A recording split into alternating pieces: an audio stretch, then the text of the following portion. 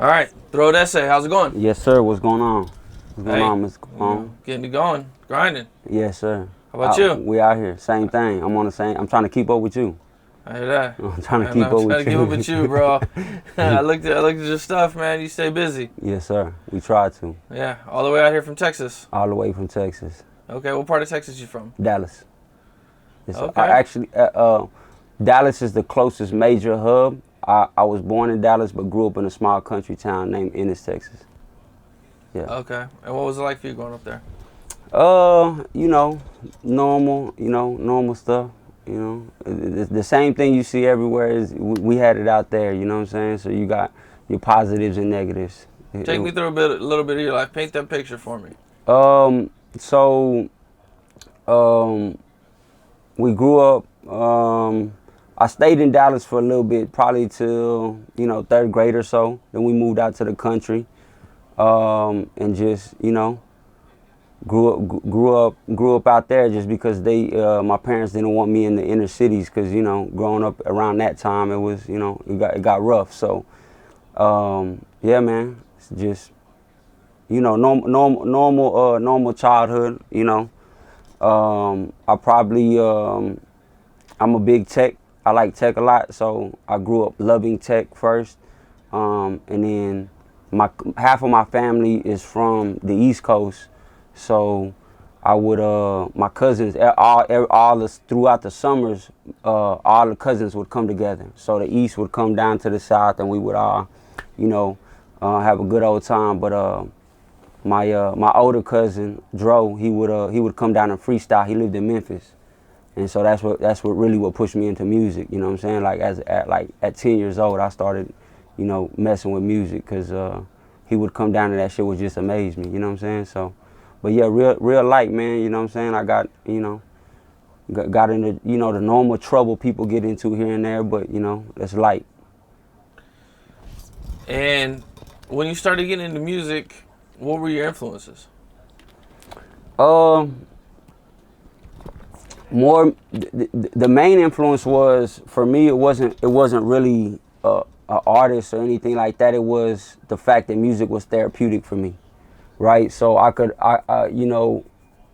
if I'm going through some shit or if I'm just wanting to have a great time, music was what drifted me away. But more than anything, like when I went through tough moments in life, music was my escape. Even as a kid, like when I would go through my shit, I would through the bumps and bruises, it would bring me back. I could listen to some, and before I make a terrible decision that could possibly ruin my life, I would be back calm, and you know what I'm saying, like so that was it. But that was the biggest influence for me, was I seen how much it controlled me as a person. How far is your place from Dallas? It's like 30 minutes. So I ran around the city a lot. Everywhere. So no artist in particular? Who'd you listen to? I mean, man, I like there's a lot of artists I do listen to. Like I like Pac, I like Big, I like Eminem. Eminem was crazy. His wordplay was ridiculous. Fast forwarding, Kevin Gates. Right now, Kevin Gates is crazy money, man. So yeah, but at that time, like the first rap song I memorized was was Big. It's a Big song, the one he did with Bone Thugs. It's Bone and Biggie, armed and dangerous. Ain't too many could bang with us. Straight up, we know Angel Dust. Label us notorious. Yeah, that was mine. That was my shit, yeah. So is that how you started rapping? Yeah, memorizing other rap songs, and then I would, memorize the cadences and be able to, and then I would just, slowly start, penning. Okay. Yeah. And Biggie was one of the first one? Yeah, that was, yeah. Bone and Big was who I was on. That was like my first heavily, if I listened to something, it was them. Okay. Yeah. And how old were you when you did this? Probably 14, 13, somewhere around there. Okay. And you just started writing ever since then? Just started writing. Yep. High school? I What was used, high school like for you? man, high school. High school, high school is when I hit that turn and really fell in love with the streets, man. You know what I'm saying? Like, it was cool. Like it was short. I used to press up my own CDs and they would fly. You know what I'm saying? Like, I remember I had a 3-song demo. And I used to press them up, and I had people around me that would, hey, bring me 10, 20 of them, and in between class, I'd give them to them, they'd come back with money. So that's what really, so I'm like, okay, I can really make money off of music. When I seen how fast the product went and how much, at that time being in high school, it was one of those things. But at the same time, I was getting pulled in the opposite direction, fucking with the streets. So, yeah. Okay, you're in high school selling CDs, and so you're selling a lot of CDs. At what point is that when you started to take music more serious? Nah. Nah. Music was. I got out of high school. I was too overconsumed with what I was doing in the streets. It was, that money versus this money was, there's no comparison. You know what I'm saying? Like, it was too easy the other way. Yeah, man, it was some time after high school that a few years after high school that I started taking it serious. You know what I'm saying? Like, yeah, I had ended up getting into some situations that, could have went really left for me. Yeah, so. At any point did you get arrested? Yeah. I beat the case, but yeah. You beat the case?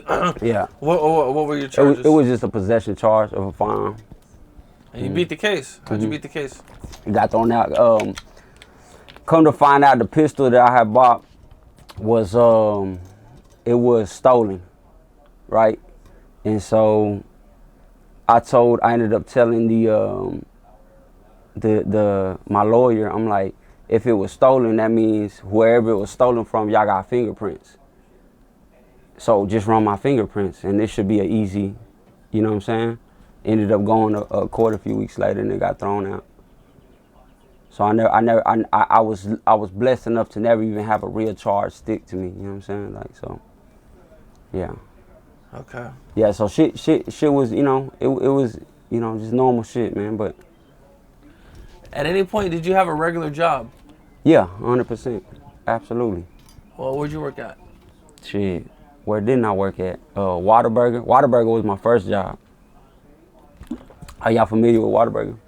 Whataburger? Yeah. No, I've never heard of Whataburger. It's some Texas shit. It's like, what's y'all's biggest burger spot out here? I mean, it's like an In-N-Out. Okay. Yeah, fuck with In-N-Out. Yeah, so yeah, I did all that. That. And through the whole time, I'm really an entrepreneur, a business person. So through the whole time that I would work, I would open businesses up. Like my first business was a lawn business. So I do both, boom, boom, boom, in addition to everything else I had going on the side. You know what I'm saying? Like to read, things like that. Like try to be as educated as possible. They say millionaires got 5 to 7. I learned that early. You know what I'm saying? Millionaires got 5 to 7 ways that they make money. So that's what I started doing. Like, okay, I'm gonna get money here, this way. That's one way. I can't depend on that because I've already had ups and downs there. So then I stacked the job on top of it. Then on top of that, I started opening businesses. What kind of businesses did you open? My first one was a lawn one. A lawn? A lawn. Oh, like lawn business. Yeah. I didn't like the labor. I didn't like the labor. Like having to go out there and actually do the shit. I didn't like that. Then I bought some. I had a bounce house business. I cashed out on some bounce houses and tried to make that roll. And then that was again the labor. I ain't like having to be so hands on with that. Yeah. Now I got currently I got a dispensary I'm opening up in Oklahoma. We'll probably be open by the end of the month. I do real estate investing. I I just launched a exotic car company called Echelon out in Dallas. Yeah, music. You An know, exotic car company. Yeah, yeah. Can you take you rent cars out or Yeah. what do you do? So what I did was I went and bought a Bentley, and I just rent it. Like if you got a video shoot, if you're a model, if you know what I'm saying, you can hit the business line, and I have someone pull up the Bentley. I got the chauffeur edition. You know, I'll get you right. What city is this out of? Dallas. Dallas. How much does it cost to rent a Bentley for a day? About For people who don't know. 1,500, 2,000. How often do you rent it out? So How much business do you get? Yeah, I just did this. Oh, okay. I just bought this. you You know just what I'm saying? started Yeah, doing yeah. Okay. What are some lessons that you've learned throughout your time of doing business? Don't stop going. Consistency in anything that you do, really, even in the music, consistency is really the key. Like, don't stop. No matter how hard it gets, that's one thing I try to, give to everyone around me that's, trying to do something. Like, just don't stop. I don't care if you have to move at a turtle's pace. That's okay. Just don't stop. If you keep going, eventually, like you're building, it's a snowball effect. So as a snowball rolls downhill, it grows. You gotta, once you stop it from moving, then it can't grow. Same shit with the music. You go cold. If I stop dropping, if I stop working, I'm gonna go cold. Yeah. And have you released any projects? I'm about to drop No Love Left 4. I just did a distribution deal with Create Music Group out here in LA, in Cali. Today I just dropped Big 30 Flow, so y'all go check out Big 30 Flow. Yeah, I'm dropping consistently. Yeah, so my next project's No Love Left 4. It's done. We're just working on a release date. I got a video out now. I'm sitting on 3 other videos, so we gonna keep coming and coming. Okay. And is there any big artists you're working with? I've done some. I have 3 installments of the No Love Left already out. So I got stuff with Trap Boy Freddie. Me and Freddie done some. Me and Peso got one out already. I got Bloodbath on the next one coming out. I got Splurge on the next one coming out. And then I'm working on two whales, man. 2 heavyweight whales. I ain't gonna speak on them until I bring them into fruition, but I'm working on something major. Okay. Some pretty impressive names. Yeah. So you're getting out there. Yeah, I'm working. Any videos with any of them? Yeah, all of them. Well, the Peso one's animated. Me and Trap got a video, and I'm working out the details on. But there will be a video with Bloodbath and Splurge for sure. Okay, dope. Yeah, man, that's what's up. Yeah, we moving. So when you're doing these business deals and you're learning, well, I should say when you're learning about your business, where'd you learn all the business stuff from? Just experience? Trial and error. You didn't have no mentors or anything? No, not really, bro. No.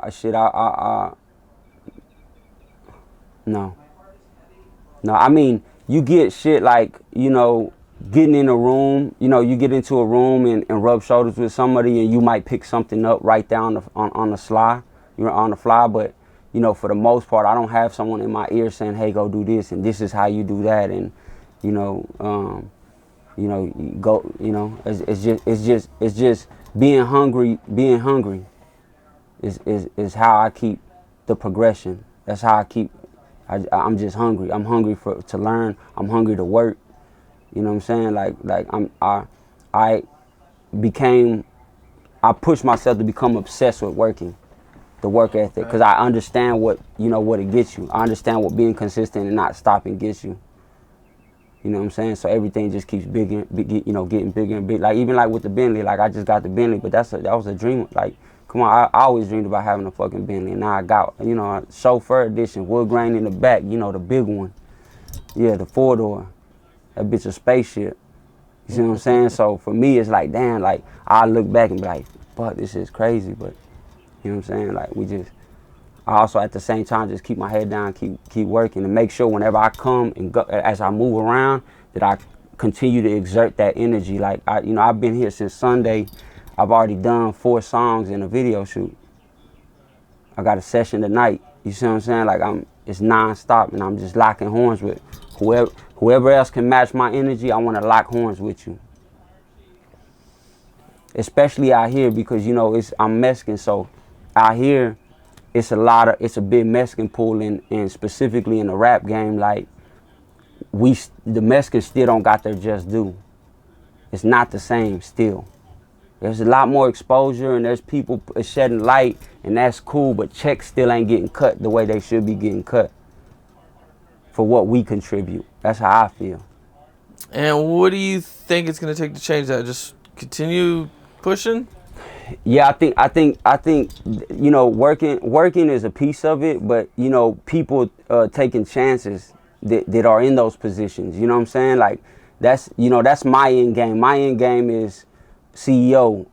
I have a label, Southern Royalty, but I'm trying to lock horns with some of these labels and kind of give them some of these bigger the bigger house labels to push them to like, hey man, like cut a check and take a chance and see what happens.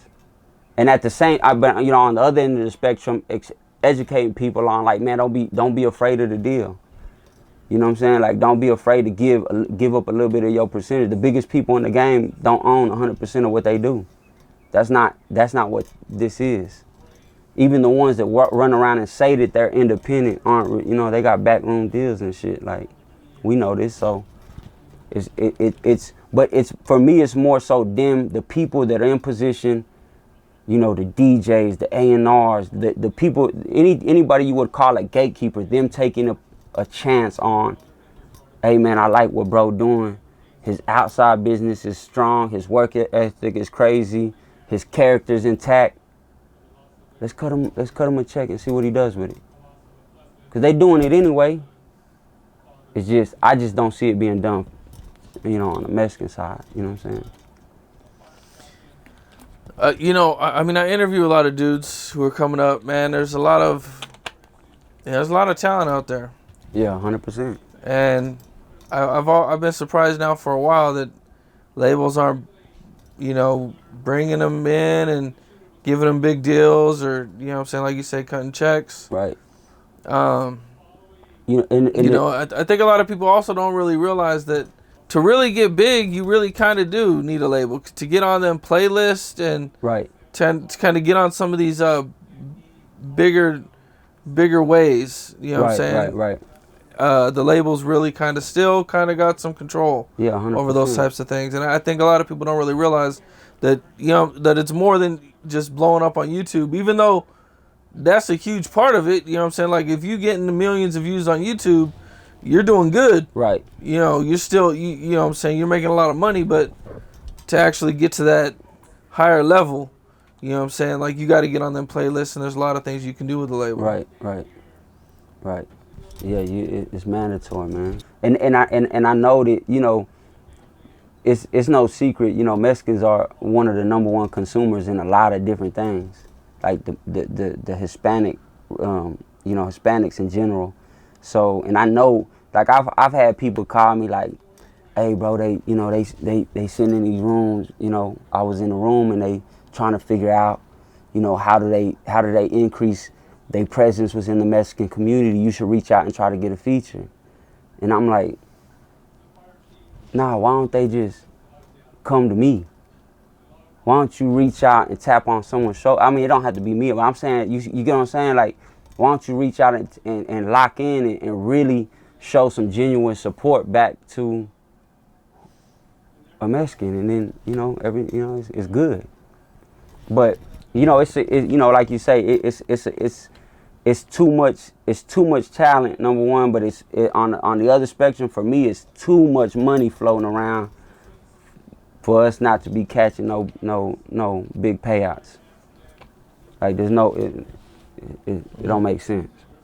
Southern California has a lot of Mexican dudes. Yeah. Have you touched base with anybody out here? Yeah, for sure.